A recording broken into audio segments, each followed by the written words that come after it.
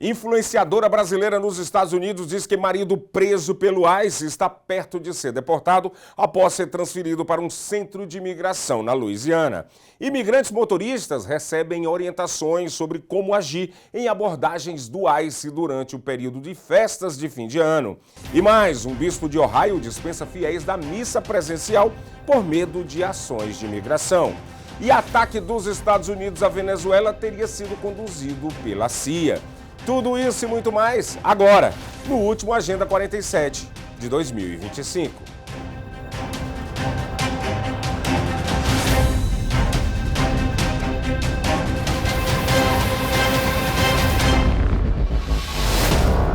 Olá, sejam bem-vindos ao Agenda 47, jornal dedicado a acompanhar de perto as principais ações que envolvem o 47º presidente dos Estados Unidos, Donald Trump, destacando os impactos diretos na vida dos imigrantes e na política americana. Estamos presentes em várias plataformas para que você fique sempre bem informado.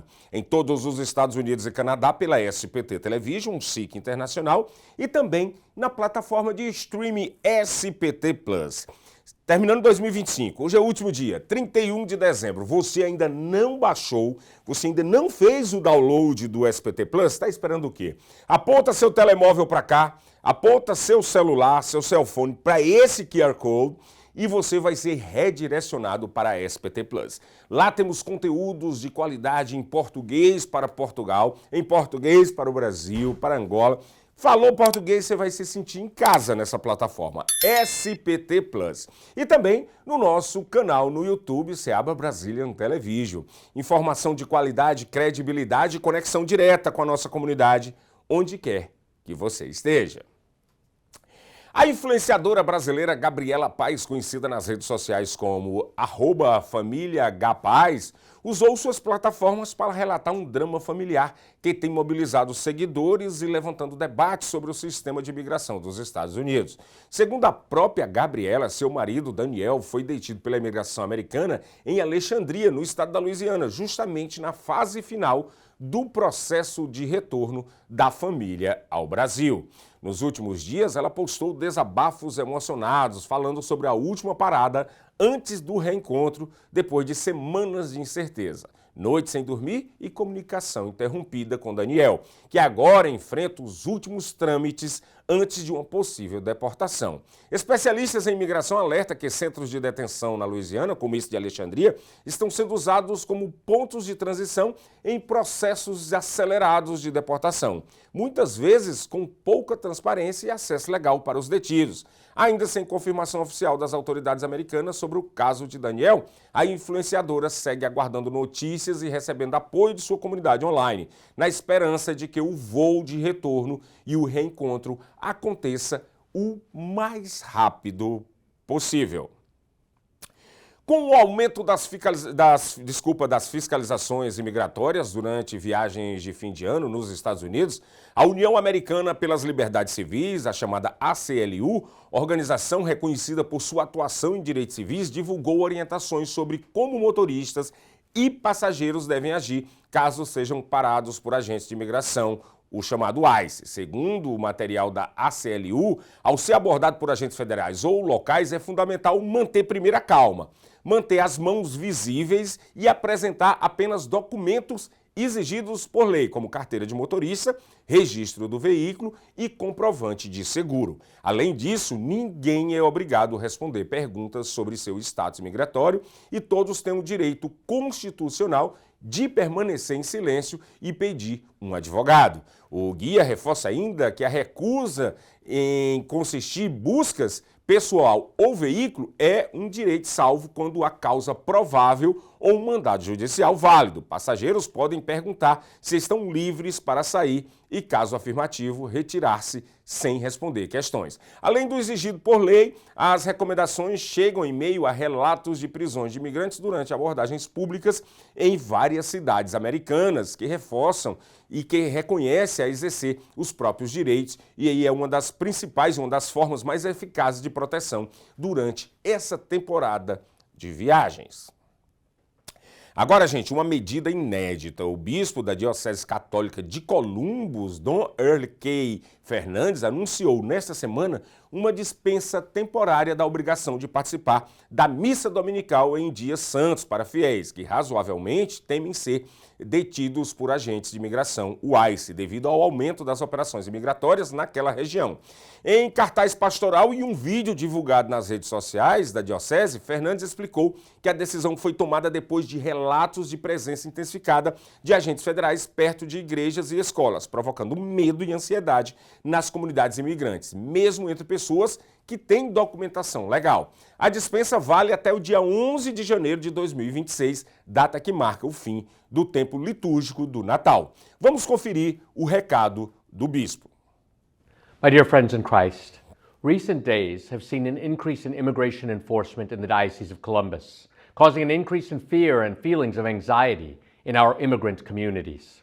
The increased presence of federal agents in proximity to our churches and schools is creating an atmosphere of fear rather than security and peace, which we all desire. Having monitored the situation in consultation with the pastors of these communities, and having witnessed the drama of these past days personally, I hereby dispense, in accordance with Canon 1247, from the obligation to attend Holy Mass, all those persons who reasonably fear being detained, even those with proper legal documentation, who fear separation from their families or experience intimidation because of their status or ethnic background. This dispensation will last through the Christmas season, which ends with the Feast of the Baptism of the Lord on January 11th, 2026. I strongly encourage spiritual practices during this time, including joining live-streamed masses, making spiritual communion, praying the family rosary, meditating on the nativity scene, and other activities of popular piety. The churches will remain open and sacramental services will be available. You are most welcome, but I encourage you to exercise prudence in attending such services. Our churches should be beacons of light and hope, where people can find refuge, forgiveness, and peace, and where everyone, of every race, tribe, and nation, is welcome. I encourage those who can attend Mass to pray for those who cannot attend Mass. If you cannot attend Mass, and you or a loved one are in need of pastoral and sacramental care, including the sacraments of penance, anointing of the sick, or Holy Communion, please contact your pastors, who are generously willing to visit your homes to bring Christ to you. God will not abandon you, nor will we. He loves you. Your bishop and your priests love you. We want to be with you, and we want you to be with us. To those who must enforce the law, I recognize that you must do your job and work to protect the people of our community. Nevertheless, I appeal to your conscience. Temper justice with mercy and compassion. Do not unnecessarily separate families at Christmas time. The Jubilee year is intended to be a year of grace and mercy. Allow families to experience the peace of Christmas. I am grateful for your efforts that target the most violent and dangerous threats to our community. People deserve to live in peace and tranquility. Be architects of peace. To the Christian faithful of the diocese, the fear that has gripped our communities has been accompanied by a drastic drop in Mass attendance and participation in Advent devotions. People are too afraid to go to church, and these same individuals are also too afraid to go to work, which will lead to an economic crisis for families and shortages of the basic necessities of life, including food. I appeal to you for a renewed sense of generosity and solidarity, especially at Christmas time. As pilgrims of hope, together we are on a journey that leads to our true homeland, which is heaven.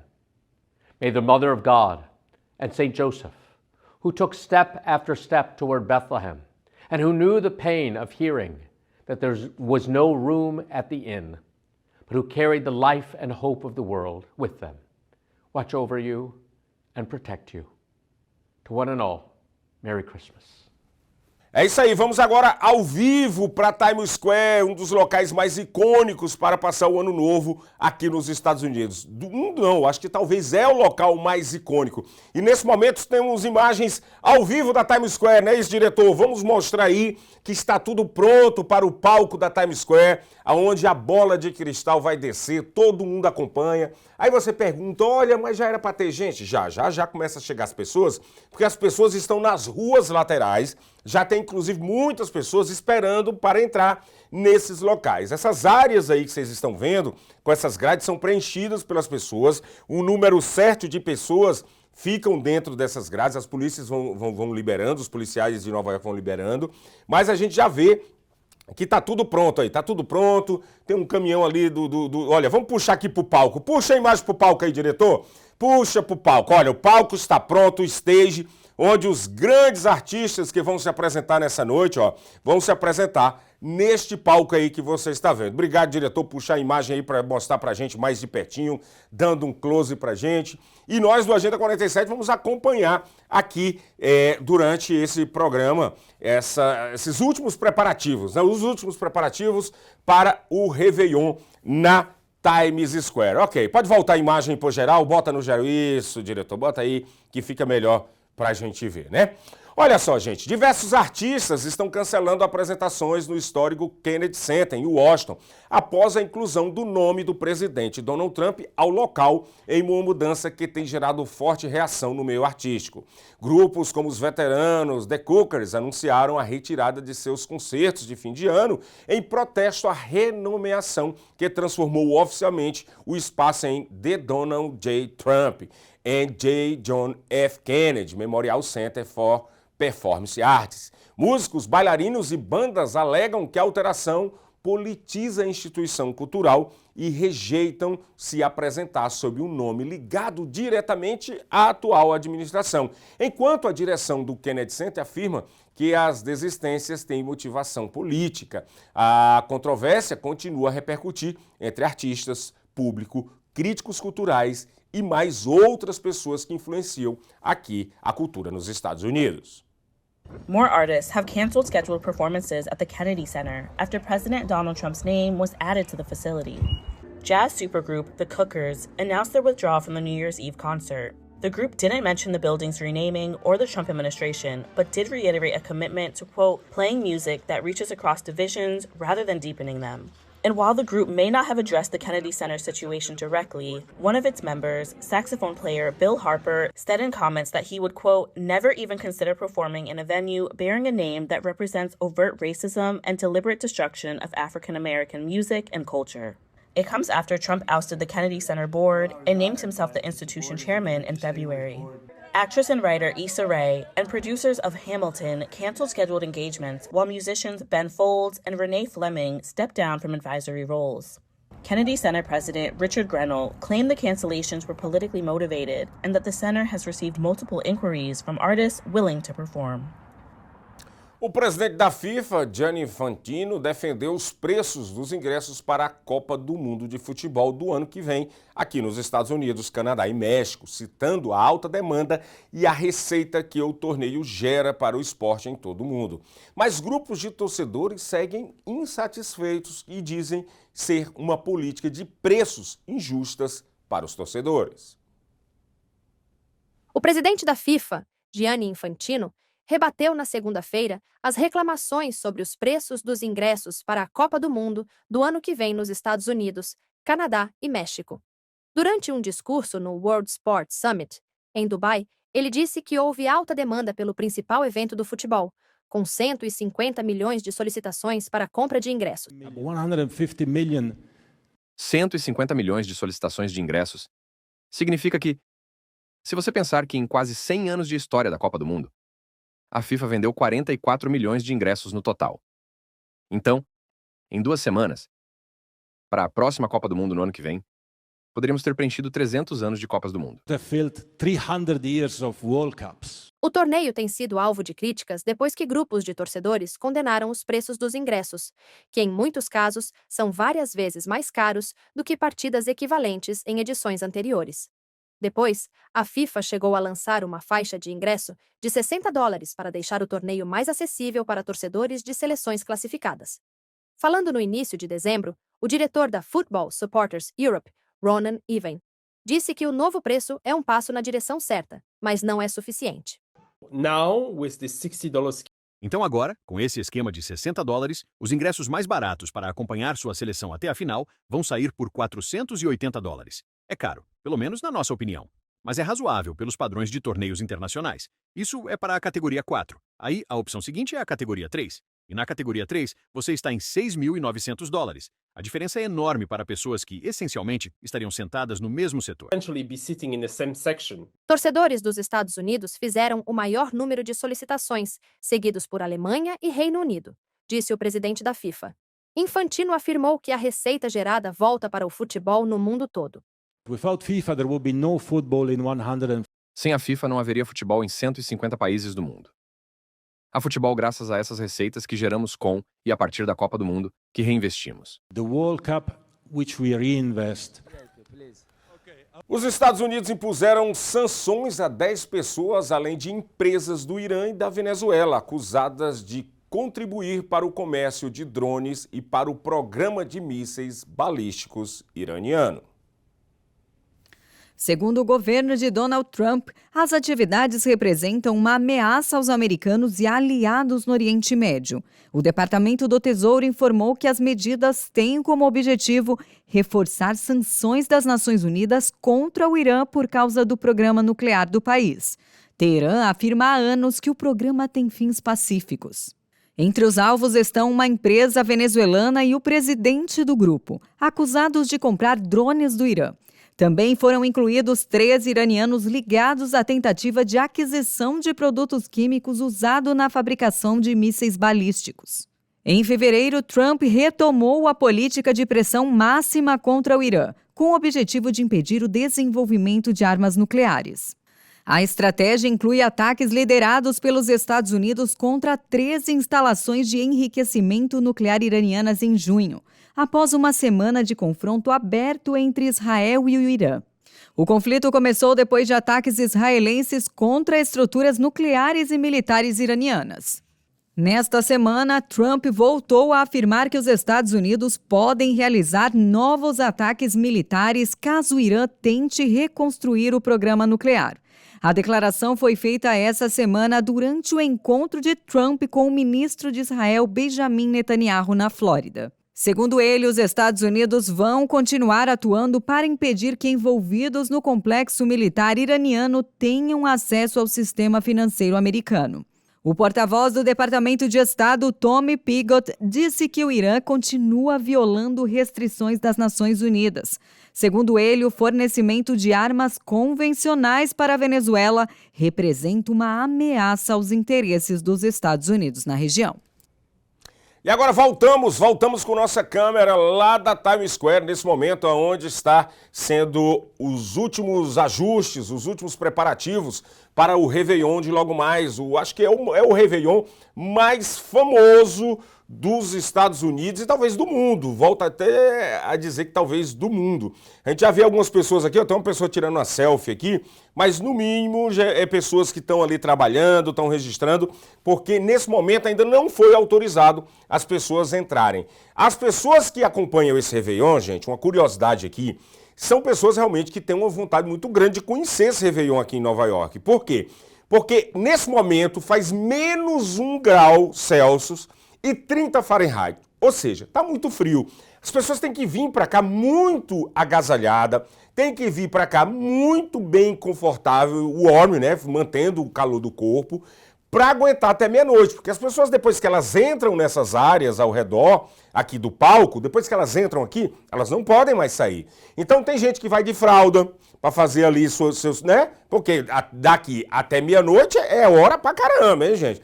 Então tem gente que vai de fralda, outra tem um sistema que faz um pipizinho, um negócio que guarda ali e fica dentro de um saquinho. Mas é um negócio, se você quiser realmente conhecer e passar por essa experiência. Então, É desse jeito que as pessoas vão ficar, elas vão ficando dentro desses quadrados, essas grades, fica somente uma quantidade de pessoas dentro dessas grades, não pode passar dessa quantidade por questão de segurança, e ela vai se distribuindo entre a 7ª Avenida e a Broadway até o finalzinho ali, para observar a descida da bola de cristal, tão famosa bola de cristal, né? Vamos continuar no nosso jornal aqui, mas daqui a pouco a gente volta para Times Square. A China disparou foguetes em águas próximas a Taiwan na terça-feira, dia 30 de dezembro. Apresentou novos navios de assalto e descartou as perspectivas de intervenção dos Estados Unidos e aliados para bloquear qualquer futuro ataque de Pequim para tomar o controle da ilha em seus exercícios de guerra mais extensos até hoje. As China fired rockets into waters off Taiwan on Tuesday in its most extensive war games to date, analysts said the move demonstrated China's confidence in pressing its military advantage. The drills rehearsing a blockade come days after the U.S. announced a record $11.1 billion arms package to Taiwan. For the first time, China's military said the drills were aimed at deterring outside intervention. Colin Koh is a senior fellow at Singapore's S. Rajaratnam School of International Studies. It is unlike in the past when these exercises will be described as rather generic routine exercises. For example, now if you look at the course coming out from Beijing, it is very clear that the explicit aim is to blockade the key installations, in this case, the ports, for instance, right? So this is, of course, directed at Taiwan, and of course, directed at the U.S. that, all attempts to try to reinforce Taiwan will fail. A senior Taiwan security official told Reuters that China appeared to be simulating striking land-based targets, such as the U.S.-made HIMARS rocket system. That's a mobile artillery system with a range of about 186 miles that could hit coastal targets in southern China. Taiwan's President Lai Ching-te said that frontline troops were primed to defend the island. Lyle Goldstein, Asia Program Director at Defense Priorities, said this is an arms race Taiwan cannot possibly win. My sense is that China is feeling rather confident. They have had, let's say, a string of successes. For example, sort of going toe-to-toe with the United States during the trade war, the whole situation with rare earths and so forth. Taiwan sit alongside key commercial shipping and aviation routes, with about $2.5 trillion in trade moving through the Taiwan Strait each year. A Pentagon report released last week said the U.S. military believed China was preparing to be able to win a fight for Taiwan by 2027. It also said U.S. military planners believed Beijing was contemplating carrying out strikes from China to take Taiwan by brute force if needed. E já teve um segundo dia consecutivo de exercícios militares e ensaio para um bloqueio à ilha. A China disparou novamente foguetes em águas ao largo do norte e do sul de Taiwan. Além disso, foram enviados novos navios de assalto anfíbio, juntamente com aeronaves, bombardeios e destroyers. Pelo segundo dia consecutivo, a China disparou foguetes em águas ao largo do norte e do sul de Taiwan. Pequim divulgou na terça-feira um vídeo que supostamente mostra os disparos em direção à ilha. Tais atividades fazem parte de seus exercícios militares chamados de Missão Justiça 2025. Também foram enviados novos navios de assalto anfíbio juntamente com aeronaves de bombardeio e destroyers, em um ensaio para um bloqueio da ilha. Em imagens divulgadas pelos militares de Taiwan, aviões e navios chineses são vistos perto da ilha. Um alto funcionário de segurança disse a Reuters que Taipei está observando-se nesta, que é a 6ª grande rodada de exercícios militares desde 2022. A China disparará mísseis sobre Taiwan, como fez na época.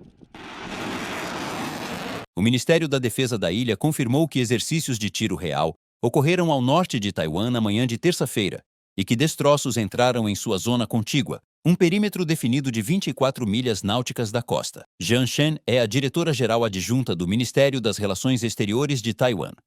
A China não apenas falha em manter a paz e a estabilidade global e regional, mas também desafia repetidamente os princípios da Carta das Nações Unidas relativos à proibição do uso de ameaças e força, minando continuamente a ordem internacional e o status quo na região. Na segunda-feira, a China disse que os exercícios são, abre aspas, uma ação necessária para salvaguardar a soberania nacional e a integridade territorial. As movimentações chinesas começaram 11 dias após os Estados Unidos anunciarem um pacote recorde de armas de 11 bilhões e 100 milhões de dólares para Taiwan. O primeiro ataque das forças dos Estados Unidos dentro da Venezuela foi conduzido pela CIA, Agência Central de Inteligência dos Estados Unidos, e alvejou um porto supostamente usado por narcotraficantes. O ataque, segundo Washington, ocorreu na semana passada, mas foi anunciado apenas nesta segunda-feira por Donald Trump. O presidente americano, no entanto, não havia detalhado nem o alvo da ofensiva e nem quem a conduziu. De acordo com as fontes ouvidas pelo jornal The New York Times, a ação ocorreu em um porto em território venezuelano que o Washington diz acreditar ser uma das bases das operações da gangue Trem d'Água. Ainda de acordo com as fontes do jornal norte-americano, no local o grupo estocava narcóticos e preparava barcos para levar as drogas aos Estados Unidos. Ao ser questionado por jornalistas, Trump disse que houve uma grande explosão na área do cais onde eles carregavam os barcos com drogas e que a área já não existe mais. Na ocasião, ele não respondeu se os Estados Unidos pretendem realizar novos ataques contra o país. Este foi o primeiro ataque confirmado em território venezuelano, desde o início da campanha de pressão dos Estados Unidos contra o governo de Nicolás Maduro, que incluiu a movimentação de caças, navios de guerra e um porta-aviões no Caribe. Em novembro, a imprensa internacional informou que os Estados Unidos estavam prestes a iniciar uma nova fase de operações relacionadas à Venezuela.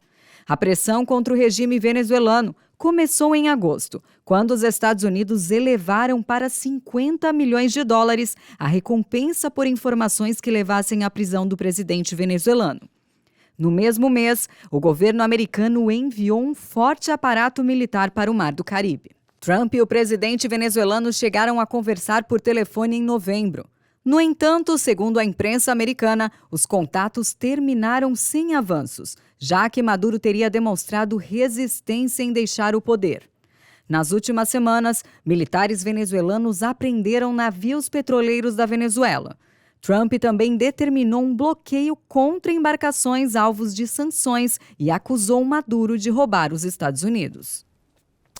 E é isso aí, vamos agora dar a última olhadinha como é que está a situação lá na Times Square, como é que estão os preparativos. A gente já vê equipes de televisão, inclusive, organizando aqui perto dessa plaquinha aqui, ó. Vamos abrir aqui, ó. Pronto, aqui perto da bandeira, logo abaixo do mastro da bandeira, vocês vão ver aí as equipes de televisão que vão fazer a emissão, vão fazer a transmissão deste Réveillon 2026 lá na Times Square, na famosa bola da Times Square. As pessoas já vai ser liberado para as pessoas começarem a entrar nos cercadinhos, né? E é uma experiência que quem não viveu e quer viver uma aventura realmente pode vir para cá, né? Nós do Agenda 47, a gente só vai voltar agora ano que vem. Nesse ano não tem mais Agenda 47.